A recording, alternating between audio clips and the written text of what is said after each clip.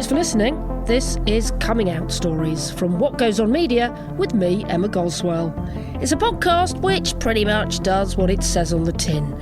But this season, we're turning the tables and speaking to the parents of LGBTQ+ people to hear their story.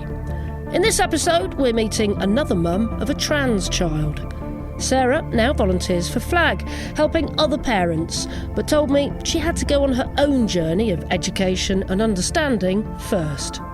Okay, so I call them Noots. It's a nickname, but we can talk more about that. There's a reason that I call them Noots as well. Noots. Noots. Yeah. It comes from a childhood nickname, and part of the reason why it's appropriate to use that is that they are in the midst of their transition. In some ways to the outside world, I think they haven't transitioned at all. And yet I cannot bring myself to use a male name and speak about them with male pronouns. And so using a nickname and using they, them pronouns is the most comfortable thing for us at the moment. It's taken me a while to sort of understand that and not be comfortable with it, because I always wanted to be comfortable about it. But to tell you a little bit about them, they're 25 now. And when they came out, they were 19, and it was a complete surprise, a complete shock to me, because although we'd always said, he's a very sensitive boy, and we'd even sort of joked and said when they were little, he's not like other boys, but there was absolutely no warning to me. I had no knowledge that they might at some point come out and say that they were trans. And partly because of my own complete lack of knowledge. You probably didn't know any other trans people, did you? Or not as far as I know. You probably knew of people in the media or read about them, but you probably didn't have much experience. A little bit. But it wasn't something that was, as far as I knew, within my circle or anything that I'd even thought about. And also Noots had always had girlfriends, and so I didn't think they were gay. So it just hadn't been on my radar at all. And they seemed happy as a child, certainly as a young child. Now looking back, I sort of think, in their teenage years, they did withdraw a bit. But then I thought that was normal. They were my only child. And I thought, this is what teenagers are like. And they went off to university, and they went to SOAS in London, and we live in Cornwall. And I visited in the first term, and I thought everything was fine. They were quite solitary, but they were kind of hanging around in Bloomsbury and reading a lot of Virginia Woolf, and that was normal for Noots. That sounds like a great student life, yeah. That's fine. That's absolutely normal. But when they came home at Christmas, something was really, really wrong. And I couldn't work out what it was, and they didn't want to talk about it. And I tried to sort of create an atmosphere where they would want to talk and share whatever it was, but that didn't happen.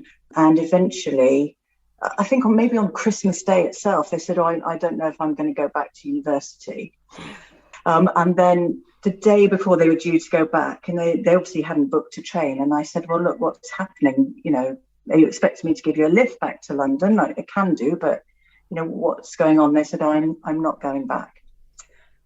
And I was surprised, because they were sort of very sort of academic, studious sort of person. And friends sort of said, they couldn't cope with London, or they couldn't, it was too much of a change. And I said, no, it's not that, because actually they had been travelling about in London and going to events and meeting up with other people. And to me, it felt like a really long time then where I didn't know what was happening. And you'd been to visit them in London and thought that they were having a good life there, yeah. It seemed to be, I thought, suiting them down to the ground. Just, what the stuff they were into, music, gigs, that sort of thing. That was all happening. They were doing that. So, it was a sort of a strange time at home. And then, so it was only about 6 weeks, but it seemed to me to be an absolute lifetime. Well, they were probably hanging around the house and not having a purpose, weren't they? If they were supposed to be at university but weren't. Yeah. And they hadn't got a job or anything like that at that point. And I should say that when they were little, I was a single parent with Noots for a long time. My marriage broke down and we were together. And it was kind of me and Noots against the rest of the world. We were very, very close. Yeah. By this point in their lives, then I had remarried and we have 3 children between us. But that was a very comfortable sort of family position. The children, I mean, I say children, they're all in their 20s now, but yeah. I mean, they're on good terms. They're not very, very close, but they live together as sort of older teenagers. And Noots gets on well with my husband. So, you know, it was a different family situation, but still a comfortable one, a happy one. But they chose a night when my husband had gone away to visit other family and the other 2 children were with their mum. And Noots came to me one night, very late at night. I'd already gone to bed and said, Mum, I think I should tell you what's going on, why I haven't gone back to university. And I remember being sort of very anxious, and but trying to be very calm. And I mean, they broke the news to me so beautifully. I mean, they were amazing. They held my hand and they explained very hesitantly. I mean, it was difficult for them. It took a while to bring it out. But they explained that over a number of years, they'd been coming to terms with the knowledge that they were trans. And that being away at university and being on their own so much had forced them to really face up to this. And they realised that they couldn't keep it in anymore and they were going to have to do something about it. And the first thing they did was to tell their girlfriend. And after that, they just wanted to come home and tell me. And what happened with the girlfriend? Did she stay a girlfriend? They're still together. Yeah. So, I mean, they've been together for 8 years and I love them. I love them. I love them. I mean, that is so beautiful to me. And that is something that has really helped my understanding that, you know, this is the same person. Yeah. And if you love that person, it doesn't really matter. Well, it doesn't, but unfortunately, a lot of trans people find that their partners turn around and go, I can't cope with this. This isn't what I signed up for. Yeah. And you do speak to a lot of trans people who have lost the love of their lives, you know. Yeah. So she's lucky in a way.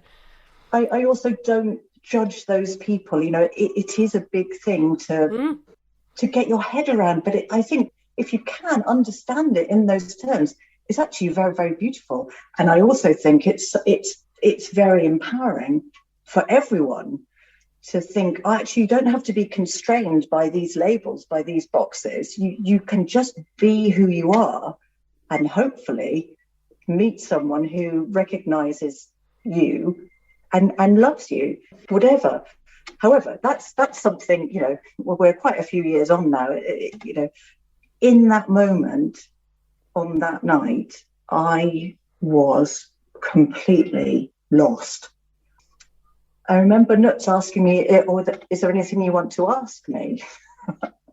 And I think I said something like, I probably will want to, but at the moment, I'm not sure yet. I'm just sort of taking it in. I hoped that I remained very positive and supportive. And I'm talking to them later about this and saying, I think I managed to, I said I was completely shocked. I didn't know what to say, but I think I managed to cover it up. And they said, oh, Mum, you so didn't. Oh, no. Like, oh, no. But they did know that I wasn't rejecting them in any way, but they could see that I was pretty shocked because I guess you just didn't see it coming. It was a genuine shock, wasn't it? Yeah. And I also didn't understand. I mean, I understood basically what they were saying, but I just couldn't seem to really understand why this was happening or what I should do. And I remember at the time, all I could think of in my head when they asked me, you got anything you'd like to talk about? In my head, all I could think was, this is not happening. This is not happening. Not because I wanted to prevent it, but I actually felt it was unreal. So much so that the next morning, I wasn't actually sure whether it had happened or not. Gosh. Do you remember saying, I love you, and it doesn't matter? Because I think, you know, as LGBT people, that's kind of all we want to hear, isn't it? There might be shock and there might be some stuff that you don't want to hear, but essentially all you want to hear is just those words, you're my child, I still love you. Yeah. I remember saying, I love you. And I remember saying, thank you. Thank you for telling me. because I'd been so worried, not knowing what it was that had upset them. So in that moment, I was very grateful, and there was some relief in knowing what it was. Because that must have been, like you said, it was only 6 weeks, but it must have felt like an incredibly long time. And, to having a child that's clearly in distress and not knowing what's wrong with them must have been a terrible place for you.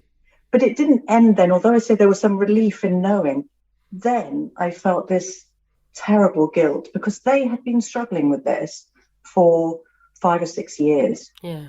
And I had been completely unaware, and I had done nothing to make it okay for them to talk to me about it. And this is something that has driven me later on. That is why I now volunteer. That is why I'm still involved, because it didn't take me very long to find the information that I needed to be able to support my child. And I say child, I know by then they were 19. I know they weren't little child, But you didn't say anything that you can remember as being overtly transphobic, or you didn't make any comments about trans people, so they wouldn't have had a sense that you would have been unsupportive. No. But I was very aware that I didn't know what to say, and I almost couldn't say anything for fear of saying something wrong. I mean, it was probably better to keep quiet until I could gather my thoughts. But, I wish I could have said more. But I also really wished that as a family, we had conversations about LGBT plus lives with all the children much, much earlier on. I mean, in the same way that I talked to Noots about all sorts of things. I mean, we talked about sex, and we talked about love, and we talked about lots of things early on in simple terms, so that I thought, I'd done the things that we needed to do that made that conversation open and easy. But I had completely, because of my own lack of knowledge and experience, completely missed out. I think that's very common though, isn't it? Because as a cisgendered person or as a straight person, it's not in your framework, is it? If you don't know people, the world is very heteronormative. The world is very cisgendered normative, isn't it? That's the world that we live in. So you are having to go out as parents and educate yourself, aren't you, really? Particularly as I think parents whose children are coming out now, quite often those parents will have grown up and been at school under Section 28. Yep. So if there was nothing in your own family, you certainly weren't going to be told anything about it at school, or in fact, it was going to be this sort of horrible secret, so therefore something actually wrong about it. So you definitely then wouldn't bring it up and talk about it. So I think, I sort of give myself and other parents of similar ages a sort of break a little bit about that. But still, that was a really strong urge that I had straight away to inform myself. And there is that kind of mad parent thing about, I'm going to fix it all, I'm going to sort it all out. Anyway, I think going back to Section 8, I think it's quite fine to blame anything on Thatcher. Yes, yeah, I'm quite happy to do that too.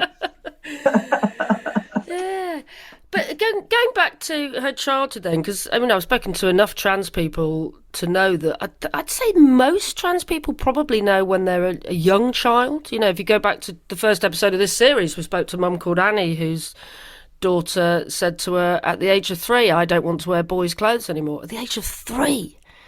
And I've spoken to trans people in their 60s who came out at the age of 4. It's something that is, if you are trans, it's within you. Maybe it takes longer for some people to work it out. I don't know. But were there no signs growing up as a child at all? No, not that I noticed that. And also with Noots, I sort of said, we had lots of conversations. We've had lots of conversations over the years since then. And I've said, I'm sorry, I said I should have known.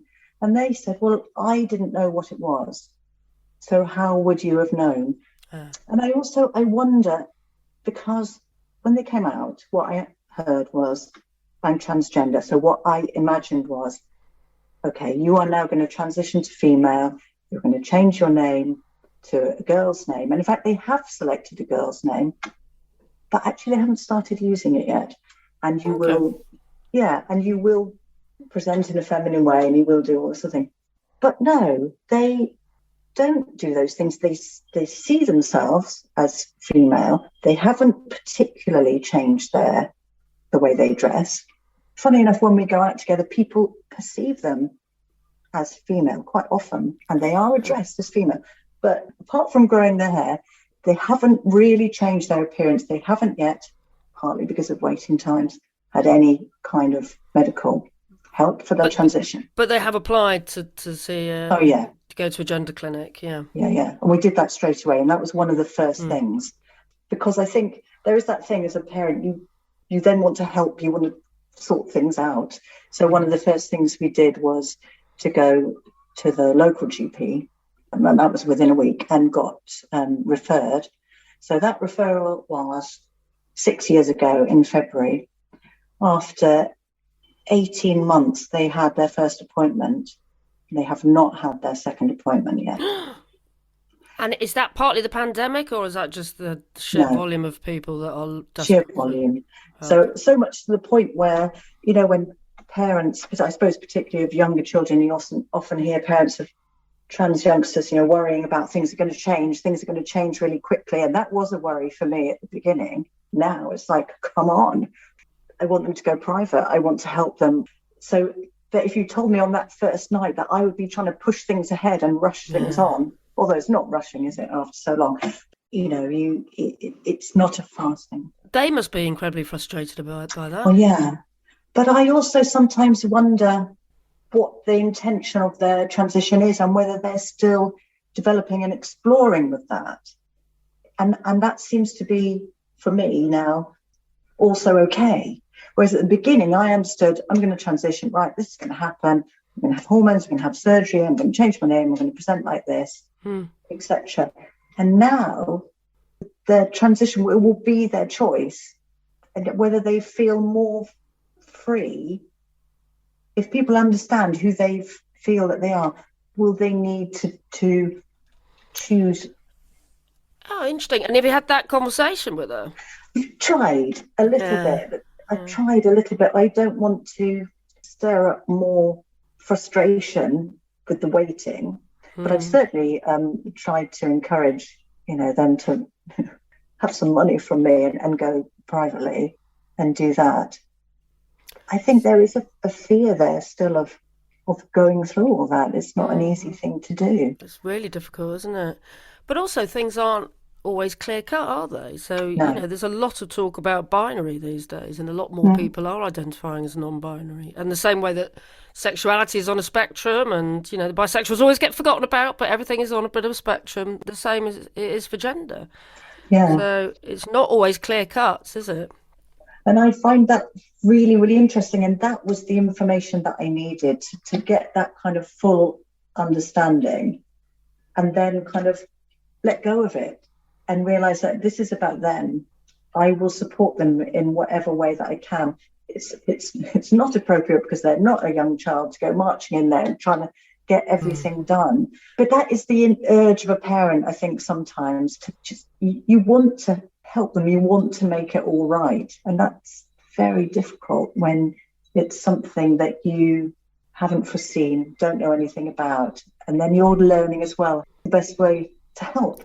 And I guess that's what led you to your volunteering, is that you then went to go and get the help of an organisation. Tell us a little bit about that journey. Well, I was very lucky because I went to a gender identity family support day with Noots and with my husband quite early on, a few weeks after Noots broke the news to us. And I didn't want to go because I thought it was private and I didn't want to talk to other people about it. But it was a meeting that's run by a charity in the Southwest called the Intercom Trust, who are amazing. They do youth clubs and stuff in schools as well, but they have these family days where families with gender variant or questioning children, young people can go and just share experiences. It's such relief to be in a room with other parents who you can sort of lay out all your fears and they're not going to judge you. And it's an opportunity as well to talk to parents, and the young people can go off and they do activities and stuff. And so you can share your darkest thoughts and fears, stuff that you don't want to say in front of your children. You don't want to burden your children with, but actually it's a relief to sort of talk about that. And someone else will say, oh, I know exactly what you mean. Oh, I felt like that. Or equally interestingly for me, oh, I didn't feel like that at all. Oh, I wasn't worried about that. That's also really powerful. It's like it makes you think, oh, yeah, is that a problem? So it's really supportive, really great. And there was a one of the flag trustees was there, and through that I learned about the charity flag, and quite quickly I wanted to volunteer with them, because that's what we offer: peer support to parents, a listening ear. We're not experts, we can't give advice, but we certainly won't judge, and we'll sort of signpost to other resources that we found useful. Yeah, and as you said, there's nothing better than talking to people who've been in the same position as you, because they're not going to judge, are they? And they may have been in exactly the same position as you, and they're just the best people to talk to, aren't they? Yeah, it was a great relief, and yeah, it's turned into, it's like a huge sort of joy in my life. I mean, this experience overall, okay, at the start I was knocked sideways. I couldn't go to work for a few days. I cried a lot.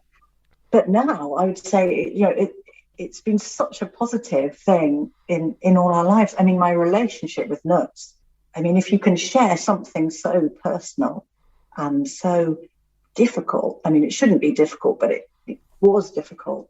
I mean, now I sort of feel, one, yeah, we're closer than ever.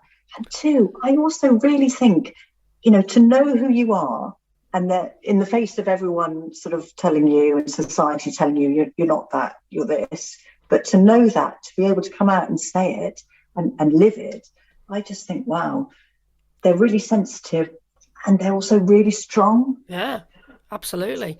So going back to the crying and the being upset, was that, do you think, because you were grieving the loss of the child you thought you had, or was that because you were scared about how the rest of society or the world would judge her and how difficult her life would be? Can you articulate that at all? I think it was all those things. Yeah. I mean, I think at first it was just complete shock, and there was a lot of fear. I mean, I'm really ashamed of this, but images came into my head of, it's awful thing to say, bad transvestites. That was the image I had in my head. And I thought, I don't want my child to be exposed to this sort of ridicule. Yeah, it's hard for me to say that, but that was a thought.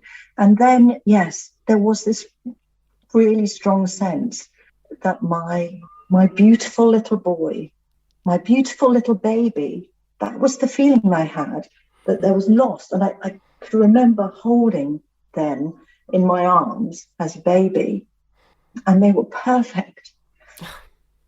And the thought that they would have to undergo a sort of awful surgery or anything like that, there's this thing about that perfection there. But of course, with a bit of time, they're not a baby.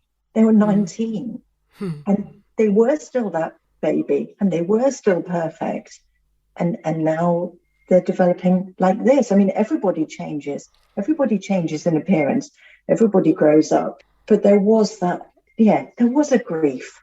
And yet I didn't really see them doing anything very different with their lives now than they would have done.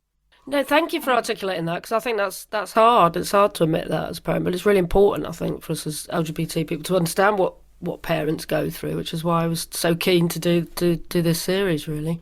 So you mentioned there but they have still gone on to do what they're doing with their life. Did they finish university? What are they No. What are they up to? They haven't gone back to university. They did actually reapply and go back and go to the same university as their girlfriend. Having been pleased at the beginning that they'd chosen different universities, because I thought it's important to do what you want to do, don't be influenced by, I was then very relieved that they'd gone to the same place, because I knew they would have support. I knew they would have, someone loving them and looking after them. But they didn't manage to see that through. And I think that's partly because they still couldn't be fully who they are. And I do feel very sad about that. They're in their 20s. This is a time when you should be living your life to the full and, doing all sorts of crazy things. And I feel, perhaps they're held back. However, I don't know, because they've moved to Bristol. They have set up a sort of record label, and Wow. they run sort of club nights on a particular type of music, footwork music, not, it's not for me. I shouldn't go along. I don't go along to the club nights, but it's a scene that they're sort of very into. And when COVID came, they moved everything online, and that's what inspired them to sort of do the record label, because they were just doing club nights. So they have a good life. They live with their girlfriend in a small way, doing what they want to do with music. So you must be very happy and proud of her now. Yeah, I'm so pleased. I'm so happy. Yeah, I'm really proud of them. I'm really proud of everything that they've achieved and the way they're just getting on with life. And if you had any advice that you could give to other parents that are at the beginning of their journey, really, what do you think you would say to them? I mean, at the beginning of the journey, I would say, it's ridiculous to say don't worry, but don't worry. Yeah. Things are going to move very, very slowly. Listen to your child. Be guided by them. Let them know that you love them. And it will unfold from there. There's a lot of support and help out there. You can look things up. You can find a lot of stuff online. You can find great organisations and charities to help. Make sure that they're looked after at school. Make sure the school is up to scratch, because they are actually obliged to protect your child and make sure that they're okay. And there's lots of advice and information about how you can get that done as well. And you can actually be a help for your school. If the school isn't really dealing with it properly, you can say, well, hang on, I can help you here because you're obliged to do this. This is what you need to do, and kind of make an ally of them and sort of see if you can do it in that kind of collaborative way where the school wants to be on board. Because a lot of schools do. Most schools will try, but they may not have the information and the knowledge to do it.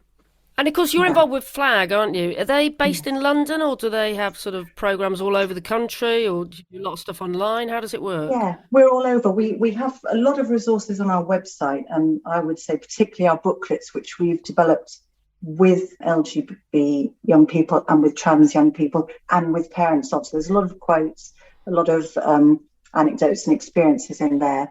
We've got local groups in some areas in the country, and some we're affiliated with that are not FLAG groups, but other parent groups. We also have an online Zoom parents group now that runs monthly, something that FLAG Bristol, the local parents group in Bristol, did during COVID, and then realised it was such a good resource. So they've gone back to meeting in person in Bristol, but they also run this online meeting so people can join from wherever they are. If you go to the FLAG website, that's FLAG with double F, you can find all the support and resources there. And we also have a telephone helpline the parents can ring, or email support. And if you contact us for that support, you'll be talking to another parent. It's so good to hear all of this because, we mentioned Section 28 and, things were quite difficult in the day. And there's a lot of transphobia out in the world now, but there is also the support and the help, and it's you've got to cling to the positives, haven't we, of what's in society. And I must say that most parents who contact us are actually saying, I don't have a problem with this, so why am I so upset? They want to support their child, and they are supporting their child, but they can't understand why, why am I upset? And they need to let that emotion out. And that absolutely is what we're there for. Because, you do feel those emotions. And some parents still jump to the conclusion that I won't have grandchildren. It's like, well, you might not have had them anyway, but your child being LGBT isn't the reason why you won't have grandchildren. You may or you may not, but that's not going to be the blocker to that. My father learnt that the hard way. That was the first thing he said when I said I was gay. He said, oh no, I'm not going to have any grandchildren now. And my partner is pregnant and we're welcoming a baby girl in April. So there you go. Congratulations. It can happen at any time to anybody, LGBT or whoever. Yeah, exactly. Yeah. But that's one thing. And also parents do mourn the loss of the future that they thought their child was going to have. But actually, that future was never going to happen. And now you're going to find out your child's real future. And that's really exciting. That's really great. So a quick update, since that recording, that baby that was due in April came in March, so I am now a proud mummy. A big thank you to Sarah, of course, for sharing her story.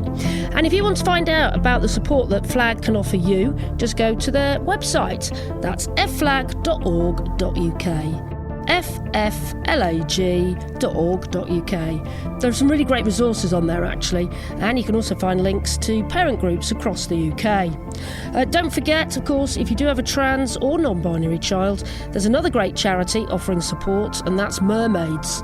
More at mermaidsuk.org.uk. Next episode, it's time to meet another dad. Des has not one, but 2 gay sons. He now has a Proud Father t-shirt that he wears to Pride, but he did struggle initially. When your kids are born, you shoot a movie of their life in your head. But the movie that I'd shot in my head was heteronormative, they were going to get married, they were going to have kids, I'd take the grandkids to the football. You shoot the movie of their life, which clearly bears no relation to reality and it's entirely self-created fiction, but you do latch onto that. And therefore, when they did come out, there was a switch, there was a sort of almost grieving process or readjustment process where I had to change my view of what their life was going to be like.